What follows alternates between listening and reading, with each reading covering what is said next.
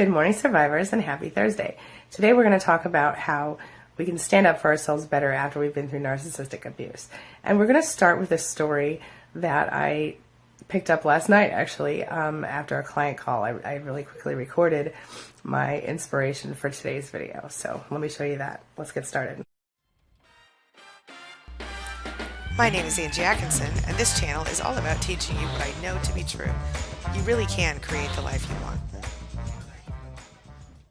So I just got off the phone with this client who was telling me that she went to a garage in her new town and she was hoping to get to find a good relationship with a local garage so that when her car would break down later, she'd be able to get it fixed.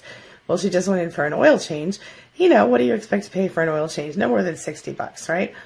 Well, by the time they'd finished their little assessment, they came out and they told this woman that she would need to pay like $190, which was outrageous. And she's like, I'm surprised they didn't try to sell me blinker fluid.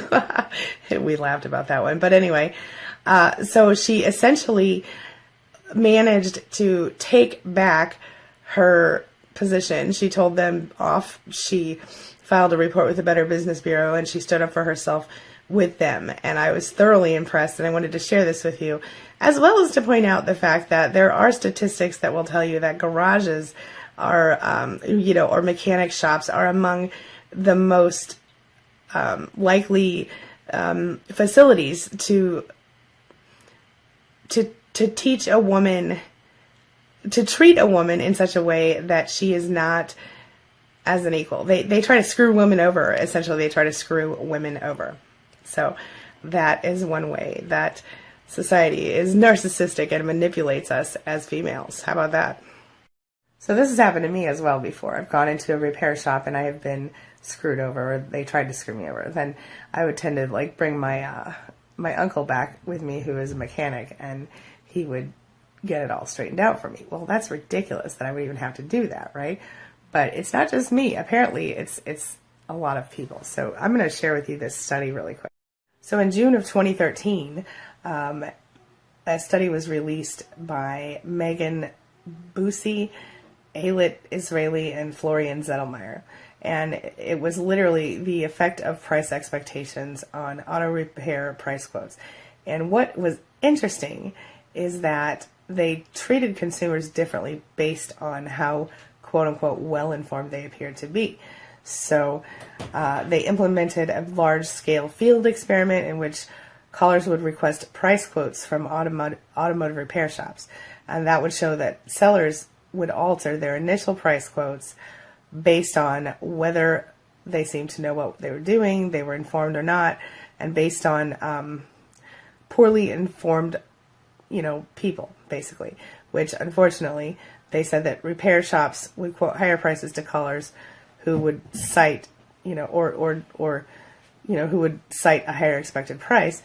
And they find that women are quoted higher prices than men when callers signal that they are uninformed about market prices. However, they say, gender differences disappear when callers mention an expected price for the repair. Isn't that interesting? So they also figured out that repair shops are more likely to offer a price concession if a woman asks, which I did find interesting.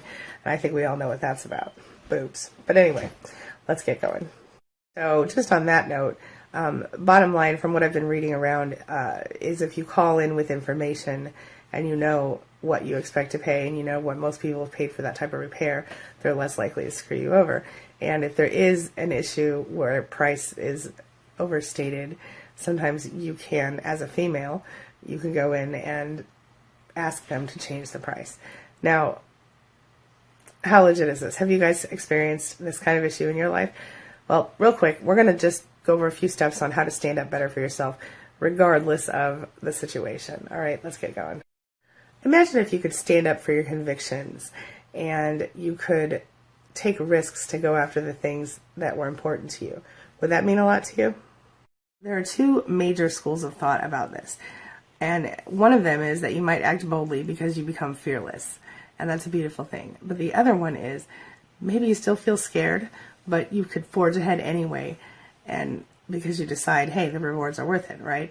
So either way, courage, being strong, being able to stand up for yourself, that's a skill that you can cultivate. You don't just have to stick with what you've already got if it's not working for you. So you can use this plan that I'm going to share with you, this 3-step plan, to really conquer your doubts and face the fears, the things that scare you. So the first step in this plan is to build up the faith, build up your faith. And you're going to start doing that by learning to value yourself, knowing that you're valuable, worthy. What it all comes down to is making yourself vulnerable sometimes, because the risks are justified by the reward. So ask yourself, how far will I go to live out my dreams? You want to call yourself out, call on your strengths, believe in your abilities, and reflect on those things in the past that you have done well, and understand your potential. You want to connect with the divine. So believe in your abilities, reflect on your past accomplishments, and generally know, that there's something bigger than yourself out there. You're going to set aside time each day for prayer or meditation, and discover what your faith tradition teaches you about the nature of being strong and brave and having courage. All right? 2 in this plan is that you're going to want to team up with other people. So you're going to look for partners who are, on the same page as you, and you're going to understand that we're always stronger when we stick together. So acting together will help us to become stronger people. So surround yourself with friends, with allies, with coworkers, with people who share your vision, your aspirations. Put together a team that complements everybody's abilities, and who knows, maybe you become a collaborative leader who engages with other people and encourages innovation. It's a beautiful thing, my friend. Find yourself an inspiring role model. It's good to have heroes. The fact is that a mentor who has qualities you want to possess can be very good for you. Maybe it's your college professor, maybe it's a character from your favorite novel, or, if you're like me, maybe it's like some beautiful combination of Oprah Winfrey and Ariana Huffington or whatever. The final piece of this process is broken into 7 steps, okay? And that's going to start with practicing your skills. So the first thing you want to do is distinguish between your feelings and your actions. So understand that we usually need to act if we want our fears to actually dissolve and go away. So showing yourself that you can succeed, even when you feel anxious, actually teaches you to tackle challenges. It's a good thing. So the news that's good here is that it can become just a little bit easier each time. I tell my clients all the time, you know what? It gets a little bit easier every single day. And it truly does if you put an effort into it. The thing is to take baby steps. I talk about this all the time. Start out with something small, modest. Start out with, scheduling that dental checkup you've been putting off, or, going to the grocery store. Take small steps toward becoming the person you want to be. Okay. Number 3, master your timing. So, gamble wisely, my friend. If it means recognizing the opportune moment and determining whether you have the resources to move ahead. Your small business, yourself, your life, all of these things are far more likely to thrive if you plan ahead. So do it. Just plan ahead. Have good timing. Don't expect yourself to, just do it on the fly. It's always better to plan in advance. Number 4, you want to manage your stress. So remember that, staying fit helps. It helps you to be more adventurous, and you can actually get fitter by doing that. You want to protect your body from the consequences of chronic stress is what I'm trying to say, so that you have more energy and more strength. Remember, sometimes a body in motion stays in motion. So if you're struggling to get anything done, just do one small thing, and you'll find yourself very quickly feeling a lot better about everything. Number 5, you really want to stay positive. You want to resolve to be optimistic. You want to stay hopeful by focusing on what you have to gain in every situation. So, and remember, there's always a silver lining. Like in the case of my client that I told you about earlier, the silver lining was she had an opportunity to stand up for herself, and she felt really good about that. Stay hopeful by focusing on what you have to gain, and focus on what you can control, not what you can't control, and never be too practical. Dream big. Number 6, make sure you hang in there. It's an ongoing process, this whole courage thing. And so have the courage to persevere when success fails to come instantly. So, remember that sometimes you're going to have to put a lot of effort into it for it to work. It's important. Number 7, be a little bit sensible. Make sure that you understand that sometimes you want to pick your battles. And so being courageous is going to be a lot different from being reckless. You understand what I'm saying? Being brave doesn't mean being reckless. So look out for your safety as well as the well-being of the people around you, and plan ahead, like I said before, so that you will be ready to deal with the outcomes of your decisions. Celebrate your victories and learn from your mishaps. That's how you do it, all right? So if you want to cultivate the courage to push yourself beyond the comfort zone, you got to do it. It's okay to feel a little bit scared as long as you keep working toward your goals. And that is very difficult for some people. But as a narcissistic abuse survivor, my friend, you're stronger than anyone else that you know, I guarantee you, okay? You just maybe haven't discovered it yet, but you will.